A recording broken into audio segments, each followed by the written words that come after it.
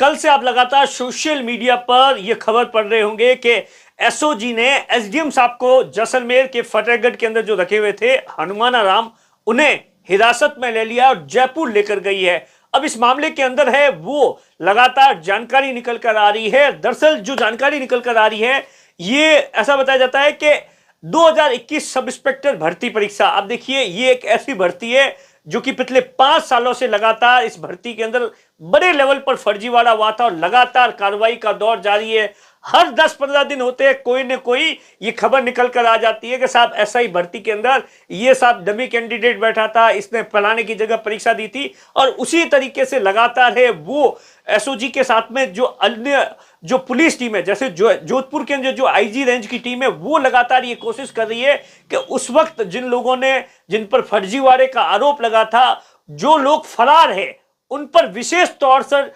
तौर से टीम बनाकर लगातार नजर। और 3 दिन पहले एक कार्रवाई हुई थी जिसके अंदर ऐसा बताया जाता है एक पति और पत्नी को गिरफ्तार किया गया था और उनसे जब यह पूछताछ की गई, उसमें नरपत राम जिसकी उम्र 29 साल है, जो कि वर्तमान के अंदर ऐसा बताया जाता है लंबे समय से फरार चल रहा था, गोवा के अंदर वाइन शॉप पर काम कर रहा था, उससे पूछताछ की गई। उसकी पत्नी ने ऐसा बताया जाता है जिसका नाम इंदिरा बताया जाता है, जिसने एक कैंडिडेट की जगह 15 लाख रुपए लेकर एग्जाम दिया था और उसी से पूछताछ में हस्बैंड वाइफ का नाम आया था। और जब हस्बैंड नरपत राम से पूछा गया तो पुलिस के भी होश उड़ गए, क्योंकि नरपत राम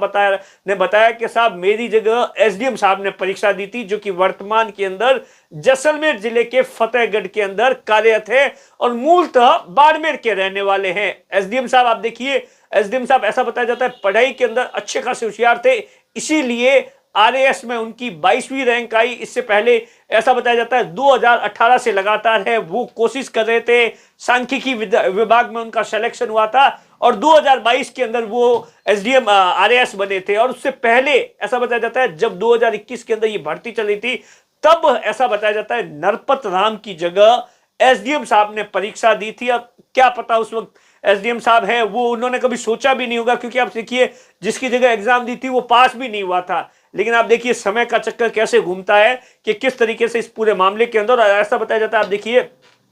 एसडीएम साहब है वो बाड़मेर, जालोर, जैसलमेर, इन तीनों जिलों के अंदर है वो लगातार पिछले 3-4 सालों से अलग अलग जगहों पर पोस्टिंग हुई है। सबसे पहली पोस्टिंग थी वो नागौर के अंदर हुई थी और अब जो एसओजी की ओर से जो ऑफिशियली जानकारी है जिसमें यह बताया गया है कि साहब अब इनसे डमी कैंडिडेट के बारे में पूछताछ की जा रही है, कैसे कितने पैसे लिए थे, तमाम चीजों को लेकर कि रिमांड पर लिया गया है और लगातार पूछताछ की जा रही है। कोई बड़ा खुलासा हो सकता है। नमस्कार।